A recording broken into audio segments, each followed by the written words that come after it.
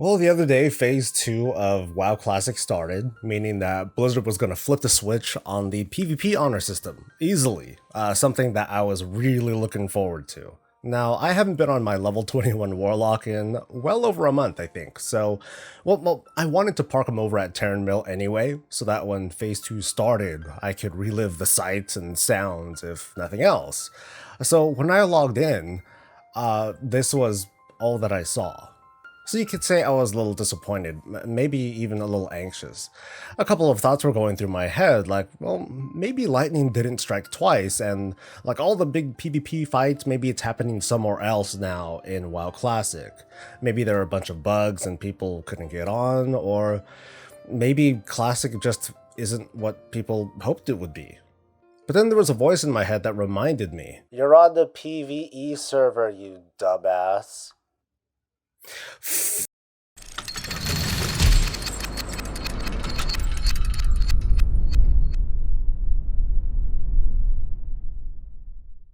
Hey, it's Soul, and welcome back to another episode of Warcraft Weekly, the show that brings you news and entertainment, and sometimes standards. Today's show, in fact, every show would not be possible without sheer willpower in the face of constant failure. Perhaps, but I have coffee. He has coffee. And I have some terrific people supporting the channel. New to the family, we welcome Joshua and Sam. Jacques is stepping it up. And of course, we have you folks at home and on the toilet watching too. All of you are appreciated. It's actually been a while, so let's do some WoW game time giveaway stuff, alright? Stay tuned for the rest of the show and I'll announce it at some point, okay? So let's get to the news. This week, the true vision of World of Warcraft Classic finally launched, and this is... No, it didn't start this week, fool. Well, I was getting to that. It's supposed to be symbolic. WoW really started November 23rd, 2004, the same day Penn Jillette married Emily Zoltan in Las Vegas. Well, that's an interesting bit of trivia. Yeah, man. You know what they did later that night? I sense a joke here. Did they happen to play World of Warcraft? They had sex, Soul. Grow up. Alright, let's get back on topic, please. Well, WoW Classic may have launched back in late August, but at least the way I'm seeing it, the true launch is this week, with the start of Phase 2 and the opening of the PvP honor system. The first days of institutionalized PvP in WoW have a special place, at least in my heart. I fondly remember hiding in a shack just outside Terran Mill, casting Rain of Fire outside to farm massive amounts of honor. It was actually viable. I was working my way through a field of skeleton corpses that didn't respawn right away. I'm so glad I got over it. But even then, if there is a time to play WoW Classic, in my opinion, it's going to be during Phase 2, when World PvP is going to be at its best and its worst. It's an amazing feeling to be surrounded by dozens, maybe hundreds of your comrades as you push into the enemy's town and raze it to the ground. Unfortunately though, that's not exactly what Phase 2 is. Phase 2 brings us the honor system with honor kills, along with the slow climb to coveted ranks like High Warlord and Grand Marshal. But with it comes the drawback of dishonorable kills. Without going into too much about how WoW Classic's honor system is going to work, you basically rise in rank by getting a ton of honorable kills, and that's tallied up each week, and then you get a rank. Dishonorable kills include killing NPCs that are, well, innocent, like shopkeepers, vendors, and all that stuff in towns. Even a couple of kills, especially at a very high level, can set you back really bad when you're trying to push for that next honor rank. So while you have the really fun battles on the field with swarms of players trying to outflank and pick off those who get left behind, there's also a limit to how far you want to push. Otherwise, you just end up dragging NPCs into the fight and dishonor kills start to add up, and then you stop having a good time. So what we're ultimately getting, at least so far in Phase 2, is this sort of death blob of players, notably ranged players who try to tag enemies from afar, in hopes of some PvP credit. It's not unlike trying to tag for World Quest credit. These days it's not my cup of tea, but it's only because I've been there. I've done that, and I'm pretty much done, but I still encourage you to at least check it out if you haven't already. Because this moment is fleeting. What we're seeing right now is the peak of WoW outdoor PvP. We're not sure how long Phase 2 is going to be, but when Phase 3 kicks in, we're going to be introduced to the likes of Battlegrounds, Warsong Gulch, Alterac Valley. It's coming, along with the really lucrative PvP rewards that come with them. And in Phase 3, this crazy world PvP that we see right now, well, maybe it'll still be there, but the temptation of Battleground rewards and honor farming is going to be pretty hard to resist. Oh, and Phase 2 comes with world bosses. Whoop-de-doo. While we're on the subject of WoW Classic, let's get to the what of the week, where I take some of the ridiculous happenings in the world of Warcraft, and then you think to yourself, what? These are the problems that we're dealing with in our lives. Yeah. First world problems, yo. JokerD, or is it JokerD? I'll go with JokerD. He's a fresh face on Twitch, but he's gained tons of notoriety for being the very first level 60 ever in WoW Classic. Actually, it was 2004 when... Shut up. Little-known esports organization Method recently signed JokerD as, I guess, I don't know, a representative for Classic WoW. I mean, it's more like Method is just collecting famous names for its portfolio. So Joker, or JokerD, is riding high. He's got fame, a contract, and he gets to do what he loves doing. But this past week, he was in a Molten Core Pug over on US Realms because, well, of course, you should be able to easily get one up and running. But while he was there, while Raid Lead and Master Looter, he straight up ninja'd a rare staff from a Ragnaros kill. Who do I think I am? Let me tell you who I am. I am world first level 60 in fucking Classic WoW. I can do whatever the fuck I want. You think I'm a random player? You think I'm a fucking random player? Let me fucking clue you in, bitch. I am the guy who had 350,000 viewers playing this fucking game. Me, not you. The most views ever on this game. The first guy to hit 60. I can do whatever the fuck I want. Say what? And people say that I'm cringe. You are. This reminds me of the guy who introduces himself as the team lead of the World of Warcraft vanilla way back in the day. I know, sorry, it was too easy. But ladies and gentlemen, watch out. We have an alpha. But I'm a little bit surprised. Sure, he can do whatever he wants, but he did leave voice chat before ninjaing the item and denied himself the glory of lesser beings raging out at his greatness. I guess he was scared of being so awesome. Later on in this stream, he goes on to try and justify why it is he took the item, who's vindicating him, yada yada, alpha stuff, it's not important. Now I want to make a few things clear first. Ninja looting isn't illegal. No one's gonna get arrested, right? No one's gonna lose their account over something like this. The distribution of loot it's a part of what the World of Warcraft is. It's a social structure that we as players choose to participate in, and if we don't want to, then off we go. We're going to join another group instead. JokerD had master loot, and the people who were there trusted him, so the loot was his to give, or in this case, to keep. He's not going to be punished by Blizzard. He shouldn't be. But there might be fewer people who would want to join a raid if they know that he's Master Looter. And he is feeling some of this social backlash locally. I mean, after all, one of the selling points of WoW Classic is your reputation, right? They think I care about my reputation on a fucking American server. So obviously he does not care, but remember what I said about him joining Method? That was only about 2 weeks ago from this recording. Since the incident, Method suspended and then released him from his contract, citing unsportsmanlike behavior. So sure, he can do whatever he wants. There's just going to be some consequences to it. But even then, to him, it doesn't seem to be that big of a deal. And I agree, the whole thing with keeping reputation, this guy's a high-profile person at this point, and he's still going to be able to get into groups, he's still in his guild, and I'm sure that everything's going to be just fine.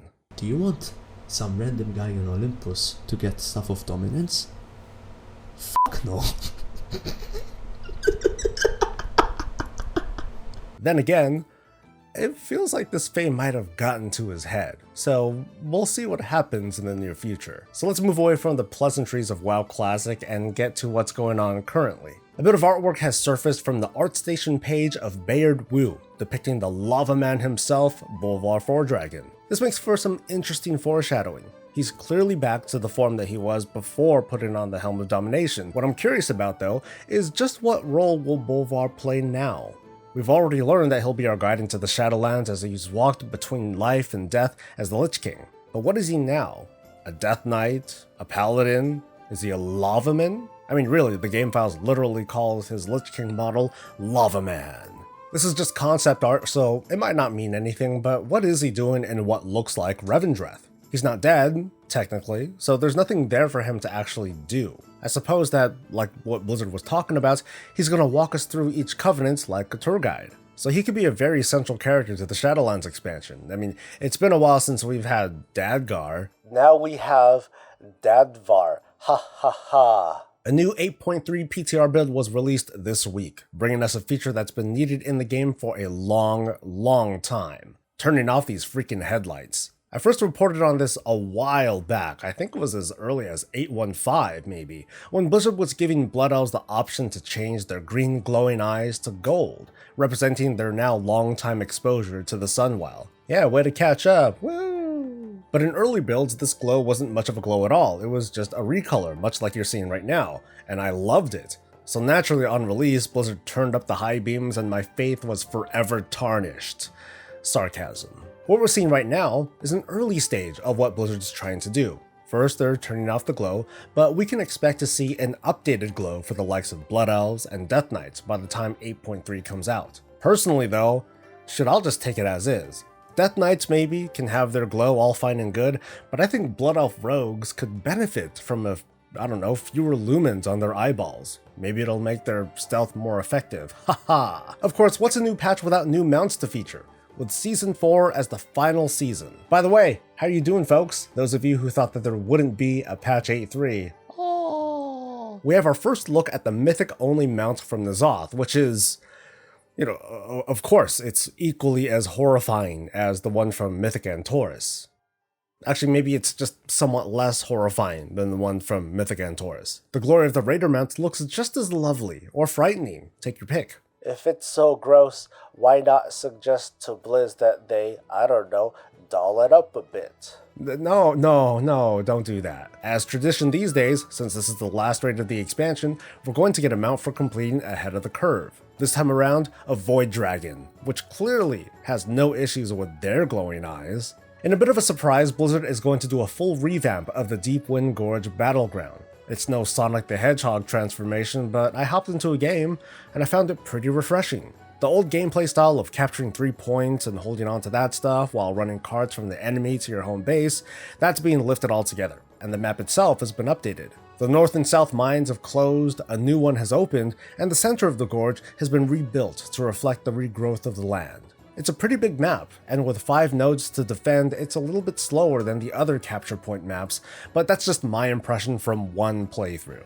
Meanwhile, a new kind of brawl called Teeming Islands is also on its way. I didn't get a chance to test this out before this recording, but from the sounds of it, it's going to behave the same way as a PvP island expedition does. It's just, more people. During BFA, it's also going to give us credit towards the weekly reward that you normally get from island adventures, so hey, that's cool. I might actually do islands during the brawl. Maybe. This week's build also brought us a lot more context about how the gameplay systems of patch 8.3 are going to play out. I've been spending a good bit of time this week understanding the systems and the reward loops, but now that we know that 8.3 won't be out until early 2020, I'm not going to make any specific guides for about a month or so. There's still way too much that can change. So far though, I like what I'm seeing. You can catch me over on Twitch whenever I'm doing testing because there's a lot more to discover. And many more humiliating deaths to surprise you. In the meantime though, there are a few features and unexpected surprises in this build. Rathian is now known not only for giving us legendaries, but now providing us a path to socket our gear. At the moment, it costs a whopping 25,000 corrupted Mentos to buy. Wait, did you just say Mentos? Yeah, I said Mentos. Early on, Mentos are used to upgrade your Titanic research, a tree that makes your progression through horrific visions easier. Going down this tree absolutely can't be ignored. You definitely want to invest into this with your Mentos before anything else. So you can consider these socket upgrades as really like a long-term investment or a Mentos dump. Because beyond this, there aren't a lot of things to spend Mentos on, like research, cleansing items, which right now is extremely cheap, and then sockets. And you only want to use your absolute best in slot items, at least right now. This value of 25,000 could always change, and I kinda hope it does. Also, these aren't testable, so I'm not quite sure if we can socket Azeroth gear or trinkets or other stuff like that. Personally, I wouldn't worry all that much about Mentos being your endless grind. To at least some extent, I would consider the final trait on your Heart of Azeroth to be the closest thing to your next private hell. A quick glimpse of the final version of the Heart of Azeroth was shown in the first 8.3 content preview a couple months back, which featured this uniquely shaped node. It's a square. Very good. Here's what we have today. This is the Purity of the World Soul trait, probably an infinitely growing trait that appears to increase your corruption resistance by 1 for every point that you put into it. At the moment, that doesn't seem like much at all. A 1-to-1 ratio like this is going to feel so trivial that it's not going to feel like it's worth farming. And I think that's good. Imagine if it was more lucrative, like you got 5 corruption resistance every level. That would probably lead to a lot of complaints from players saying that, oh, I feel forced to farm, or actually, I am definitely forced to farm this stuff, Blizz, don't make me do it. I'm literally unviable without it. But consider this. Assuming that the rate of AP gains doesn't change in 8.3, it's gonna be like how it was throughout all of Battle for Azeroth. Like, the odds are pretty good that the majority of players aren't even going to unlock this trait at all until, I guess, all of Ny'alotha is unlocked in Raid Finder, and that's gonna be a while. This infinite trait isn't going to be like the Concordance of Legion Fall, which was the last trait during Legion. That took a really short time to unlock and we just kept powering it up. All this is really is a place for artifact powers to go at the end of BFA. In fact, this is going to be the final AP thing of WoW, since it's not going to be a thing in Shadowlands. Because instead, we're going to get anima power. Ooh. Hey, what if instead of anima, the energy of the Shadowlands was called primal power? Well, then we would call it PP. That's the show. So I mentioned the contest, a giveaway for WoW Game Time if you do something for me. And as usual, I want to use this to my own personal advantage. Haha. Anyway, we're approaching the end of the year and I want your feedback on the channel. It's that time again. Actually, I don't just want feedback on the channel, I want feedback on the whole freaking brand. Like, what do you like about the videos and streams? What do you think of the social media presence? What do you not like? What could I improve on? What color should this weird thing be changed to? What should I cover more of, less of? What's with this gap behind these little sound pads? How's my hair? Actually, don't answer that one. Should Bob be thrown into a ditch? Hey. Or a volcano? Wait, what? Or drowned in the circle of stars? No, but the people love me. I want it all because your feedback is extremely, extremely important.